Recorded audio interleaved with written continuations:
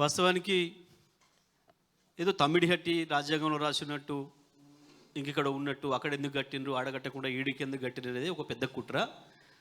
ఎందుకు తమ్మిడిహట్టి కాదు, ఎందుకు కాళేశ్వరమే కరెక్టు అనే దానికి దాన్ని కూడా నేను ఒక వీడియో చేసిన పీపీటీ చేసినాను. తొందరలోనే దాన్ని కూడా ఇద్దాం. తమ్మిడిహట్టి ఏమో వాళ్ళు పెట్టినరు నీళ్ళు ఇచ్చే ఉద్దేశం లేక, నీళ్ళు ఇవ్వాలి తప్పకుండా అనుకున్నాడు కాబట్టి కేసీఆర్ కాళేశ్వరంలో పెట్టినరు. ఇంత తేడా, పెద్ద తేడా ఏం లేదు. నీళ్ళు ఇవ్వద్దనుకున్నాడు మాత్రమే తమ్మిడిహట్టి గురించి మాట్లాడతాడు తప్ప ఇంకొకటి కాదు. మిత్రులు రాజశేఖర రెడ్డి గారిని మాట్లాడాల్సింది. థ్యాంక్ యూ అన్న. ఈ సమావేశానికి, ప్రజెంటేషన్ సమావేశానికి అధ్యక్షత వహించిన కార్యనిర్వాహక అధ్యక్షులు కేటీ రామారావు గారు, నా సహచర పార్టీ నాయకులు, కార్యకర్తలు అందరికీ నమస్కారం. అద్భుతంగా కాళేశ్వరం కేసీఆర్ గారు కడితే దాన్ని అనేక రూపాలుగా మనం చెప్తున్నాం. మరొక అద్భుతమైన ప్రజెంటేషన్ ద్వారా తెలియని వారికి తెలియజెప్పేటందుకు ప్రయత్నం చేసిన రాకేష్ రెడ్డి బృందానికి నేను శుభాకాంక్షలు తెలియజేస్తూ, నాకు కేసీఆర్ గారితో 2014 నుంచి 2023 వరకు ప్రతిరోజు ఉండే భాగ్యం దొరికింది.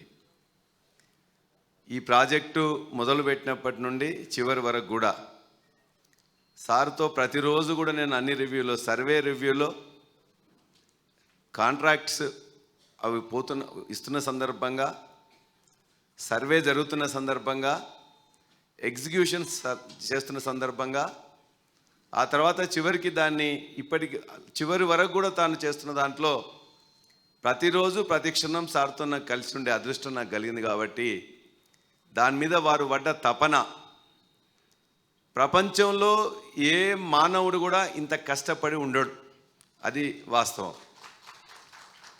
వారు సుబ్రహ్మణ్యం గారు అని చెప్పేసి ఎల్ఎన్టీ చైర్మన్ ఉంటారు. ఆ ఎల్ఎన్టీ చైర్మన్తో మేము ఒకసారి పోయినప్పుడు ఎప్పుడైపోతుంది ఈ వర్క్ అని చెప్పేసి అని అడిగితే, లేదు సార్ ఇంకో సీజన్ అవుతుంది, లేకపోతే ఇంకో ఇయర్ అవుతుంది అని చెప్పేసి ఆ సుబ్రహ్మణ్యం గారు అన్నారు. సుబ్రహ్మణ్యం గారికి ఒకటే మాట చెప్పినారు, for you LNT it is just like another project, another contract. For us, for Telangana people it is the life అని చెప్పేసి ఆనాడు సుబ్రహ్మణ్యం గారిని, సార్తో పాటు పక్కన వెనుక నేను ఎప్పుడు ఉండేవాడిని, చెప్పారు. సుబ్రహ్మణ్యం గారికి ఎండాకాలం 50 డిగ్రీలు ఉన్నది అక్కడ, ఒక్కొక్క రోజున ఒక్కరు ఇద్దరు కూలీలు చనిపోయిన సందర్భం ఉన్నది.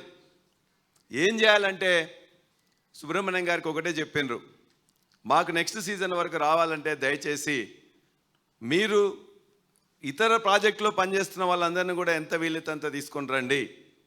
2, వీళ్ళందరినీ కూడా ఎండాకాలంలో మీరు 11 లోపలనే పని చేసి మళ్ళీ 4 గంటల తర్వాత పనిచేసేటట్టు చేయాలని చెప్పేసి మైన్యూట్గా, డీటెయిల్డ్గా వాళ్ళందరికీ కూడా ఇన్స్ట్రక్షన్స్ ఇచ్చి ఆ యొక్క ప్రాజెక్ట్ ఎగ్జిక్యూషన్లో ఉన్నారు. కాంట్రాక్టర్ చాలాసార్లు కూడా మొత్తం మన కోర్టులలో అడ్డుపడుతుంటే తెలంగాణ వ్యతిరేకులు, అదేవిధంగా ఆంధ్ర వాళ్ళు కూడా కోర్టులలో వేస్తుంటే ఆ కోర్టులకి వెళ్ళి ఎట్లా తీసేయాలని చెప్పి అడ్వకేట్లందరినీ పిలిచి ప్రతి ప్రాజెక్టులో కూడా వాటర్ కాంపోనెంట్ పెట్టారు, డ్రింకింగ్ వాటర్ కాంపోనెంట్ పెట్టారు.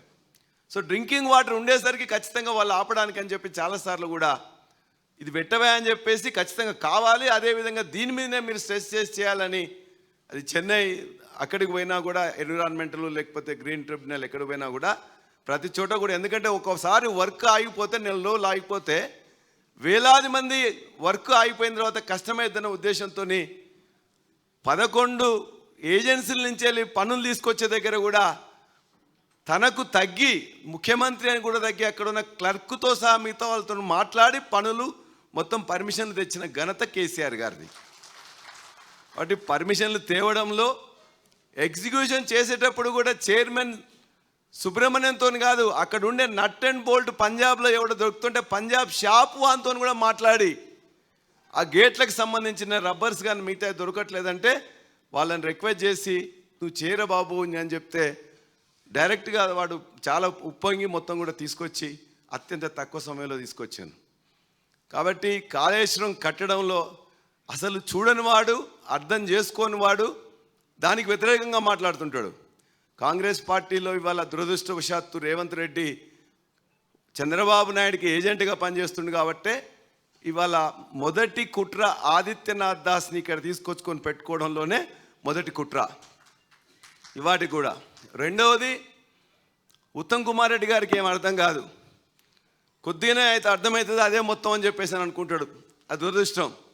మాకు మిత్రులే కానీ ఆయనకి అర్థం కాదు, ఆయన ఏదో మాట్లాడుతుంటారు, వీళ్ళైతే కోపం వస్తుంటుంది అంతే. కాబట్టి సభలో కానీ బయట కానీ చూసినట్లయితే కొద్దిగానే ఏదో 1% నేర్చుకుంటారు, 100% వచ్చిందని చెప్పేసి తృప్తి పడిపోతుంటారు. తెలంగాణకు అన్యాయం చేస్తున్న కాంగ్రెస్ పార్టీలో ఇవాళ రేవంత్ రెడ్డి మొట్టమొదలైతే మిగతా వాళ్ళందరూ కూడా ఇవాళ కళ్ళున్న కబోదుల్లాగా చేస్తూ ఉన్నారు. ముఖ్యమంత్రిగా కేసీఆర్ గారు ఉన్నప్పుడు ఒక మాట చెప్పిండ్రు. ఆనాడు కిరణ్ కుమార్ రెడ్డి ఒక జీవో ఇస్తే కృష్ణలో మనకు లేదు 299 TMCA ఉన్నదని చెప్పేసి పాలమూరు రంగారెడ్డికి నీళ్ళు ఎక్కడొస్తాయని చెప్తే ఆ జీవోలు వెతికి తీసి ఆ జీవో కిరణ్ కుమార్ రెడ్డిది ఇస్తే ఒకటే మాట అన్నారు, జీవోలో ఏం లేదా, మొత్తం కూడా ఇలా పైసలు కేటాయించలేదు, ఇంకోటి లేదంటే నీళ్ళు కేటాయించినట్లు ఉందా అని చూడమన్నారు. ఉన్నది ఉంటే నువ్వు కట్టవే అని చెప్పేసి దాని బేస్ చేసిలో కట్టినాం. కట్టిన తర్వాత ఎట్లా ఉంటుంది, ఇన్ఫ్రాస్ట్రక్చర్ అయిపోయింది, ప్రాజెక్ట్ కట్టిన తర్వాత పంచాయతీ పెద్దవాళ్ళ దగ్గర పోతే అరే కట్టిన దాన్ని ఎందుకు వద్దంటారా అని చెప్పేసి అని అంటారు. ఆ చిన్న లూప్ హోల్ తీసుకొని, అంటే అది జీవో ఇచ్చిన వాళ్ళు కావాలని చెప్పేసి తెలంగాణ సమాజం పోరాటం చేస్తుంటే తప్పనిసరి పరిస్థితుల్లో కిరణ్ కుమార్ రెడ్డి రంగారెడ్డి పాలమూరుకి జీవో ఇస్తే ఆ జీవోని బేస్ చేసుకొని ఇవాళ మొత్తం పాలమూరు రంగారెడ్డికి 2 TMCలో కూడా కావాల్సిందని చెప్పేసి కట్టింది ఆ జీవో తీసుకొని. చివరికి తేలేదు ఏంటంటే పైన మనం ఉన్నాం కాబట్టి ఖచ్చితంగా మనం కట్టుకున్న నీళ్లు తెచ్చుకుంటామని. అదేవిధంగా గోదావరిలో 3వ TMC కూడా మనకు 1000 TMCలు ఉన్నాయి కాబట్టి ఖచ్చితంగా 3వ TMC మొదలు పెట్టినట్లయితేనే కింద వాడు ఏమైనా చేసుకునే ఉద్దేశంతో ఎవరు అడ్డుపడ్డా ఇవ్వాలి కాదు భవిష్యత్ తరాలకు అవసరం అని చెప్పేసి 3rd TMC కూడా తీసుకొని వచ్చాను. 3rd TMCకి పనులు మొదలు పెట్టిండ్రు, పని మొత్తం కూడా చేసాను. కాబట్టి ఇది దయచేసి మనం ఎక్కడ మిస్ అవుతున్నామంటే కాళేశ్వరం ప్రాజెక్ట్ని మన నాయకులు కార్యకర్తలు కూడా చాలామంది ఇంకా అవగాహన చేసుకోలే. వాళ్ళకు అవగాహన చేయాల్సిన పని బాధ్యత యావత్తు నాయకులు కార్యకర్తలు కూడా తీసుకోవాలి. ముందు మనం అవగాహన చేసుకోవాలి. వీలైతే మన ప్రాంతం నుంచి వెళ్ళి బస్సులు వెళ్ళి దాన్ని చూసి దాన్ని అర్థం చేసుకొని గ్రామాల్లో ఉండే ప్రతి వాళ్ళకు కూడా మనం అర్థం చేయాల్సిన బాధ్యత ఉన్నది.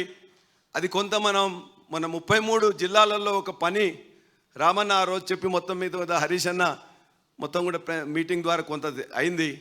కానీ అది విరివిగా తప్పనిసరిగా ఖచ్చితంగా మనం చేసినట్లయితే వచ్చే 2-3 నెలల్లో ప్రతి నాయకుడు కార్యకర్త కాళేశ్వరం ప్రాజెక్టు మొత్తం విజిట్ చేసి అర్థం చేసుకొని ఆ కాంగ్రెస్ చేస్తున్న కుట్రలు చంద్రబాబు నాయుడికి ఏ విధంగా బనకచెర్లకు నీళ్ళు ఇవ్వడానికి రేవంత్ రెడ్డి ఇవాళ సహాయపడుతున్నాడు, ఆదిత్యనాథ్ దాస్ రూపంలో మిగతా మంత్రుల రూపంలో అనేది మనం చెప్పగలిగితేనే మనం ఖచ్చితంగా సక్సెస్ అవుతాం. వాడు ఎవడు ఏమి చేసినా మరలా 3 సంవత్సరాల తర్వాత ఇదే కాళేశ్వరము ఈ రాష్ట్రంలో ఉండే ప్రతి ఎకరానికి నీళ్ళు ఇస్తుందని చెప్పేసి చెప్తూ ఒకటే చివరి మాట మా గంగుల కమలాకరన్ అన్నాడు, 2014లో మేము పోయినప్పుడు 20 లక్షల మెట్రిక్ టన్నులు కూడా వాళ్ళు తీసుకునేవాళ్ళు కాదు. కేసీఆర్ గారు చాలాసార్లు పోయిన తర్వాత దాన్ని 20 నుండి 40కి, 40 నుండి 60కి, 60 నుండి 80కి తీసుకొచ్చాను. వాళ్ళు ఒకటే మాట అనేవాళ్ళు, వాళ్ళు ఇచ్చినా ఇవ్వకుండా పంజాబ్ నుంచే ఎక్కువ తీసుకుంటాం, మొదటి నుండి ఈ భారతదేశానికి అన్నం పెడుతున్నది పంజాబ్ కాబట్టి వాళ్ళ దగ్గర తీసుకున్న తర్వాత ఉన్న మిగులితే కోటా మీకు ఇస్తామని చెప్పాను. ఆ విధంగా వాళ్ళు ఎస్టాబ్లిష్ చేసుకొచ్చింది కాబట్టి ఇవాళ తెలంగాణ కూడా 80 లక్షల మెట్రిక్ టన్నులు వాళ్ళు ఒక్కో సీజన్లో తీసుకుంటేందుకు ఒప్పించిన వాళ్ళు కేసీఆర్ గారు కేంద్ర ప్రభుత్వాన్ని. ఆయన ఒకసారి కోపం పడ్డాడు పీయూష్ గోయల్ గారి దగ్గర మాట్లాడుతుంటే, క్యా చమత్కార్ గియా ఇతనా కైసే ఆతా దాన్ అంటే ఒకటే మాట చెప్పిండు, మా దగ్గర నీళ్ళు వచ్చినాయి, కష్టపడే రైతులున్నారు, ఇది ఏదో ఊరికేనే తమాషా కాదు, చమత్కారం కాదు అని చెప్పిన తర్వాత మళ్ళీ ఆయన ఇంకో మాట మాట్లాడుతుంటే కేసీఆర్ గారు కోపగించుకొని ఒకటి అన్నాడు, నేను ముఖ్యమంత్రిని తెలంగాణ రాష్ట్రానికి, ఇతర రాష్ట్రాల నుంచి ఏమైనా తీసుకొచ్చి మీ దగ్గర అమ్ముతున్నాం అనుకుంటున్నావా అని చెప్పేసి కోపం ఆయన. ఇతర రాష్ట్రాల నుంచి ఏమైనా తీసుకొచ్చి మా దగ్గర పండిన పంటనే మీకు ఇస్తున్నాం, ఇతర రాష్ట్రాల నుంచి మేము తీసుకురావట్లేదు, ముఖ్యమంత్రిగా మాట్లాడుతున్నాం, మీరు ఏమనుకుంటున్నారని చెప్పేసి కేసీఆర్ గారు కోపమై ఇవాళ 80 లక్షల మెట్రిక్ టన్నులు సీజన్కి వాళ్ళు తీసుకోవడానికి వాళ్ళని ఒప్పించి ఒక కంపల్సరిగా పంజాబ్ తర్వాత ఎక్కువ తీసుకునేది కూడా మన దగ్గర చేసింది కూడా కేసీఆర్ గారు. యూరియా తీసుకురావడం చేత కాదు, ఈ ఒడ్లు వాళ్ళకు బియ్యం ఇవ్వడం చేత కాదు, ఉన్న కాళేశ్వరాన్ని దీన్ని తీసుకురావడం కూడా చేత కాదు. ఇవన్నీ కూడా మనం ఖచ్చితంగా ప్రతి అంశంలో కూడా క్షుణ్ణంగా ప్రజలకు అర్థమయ్యే విధంగా, రైతులకు అర్థమయ్యే విధంగా చేయాలంటే ప్రతి అంశం మీద కూడా కాళేశ్వరం మీద ఏ విధంగా చేస్తున్నామో, ఈ ఎరువుల మీద కూడా గత 10 సంవత్సరంలో మనం ఏం చేసినామో, 10 సంవత్సరంలో ఒక్కరోజు కూడా ఒక్క రైతు కూడా యూరియా కోసం ఎప్పుడు రాలే, రోడ్డు మీద నిలబడలే. ఒక రైతు ఒక ఆటో అతనికి 1000 రూపాయలు ఇస్తే ఆ బస్తాలు తీసుకొచ్చేసి వాళ్ళ పొలం దగ్గర వేసిపోయే సందర్భం ఉండేది.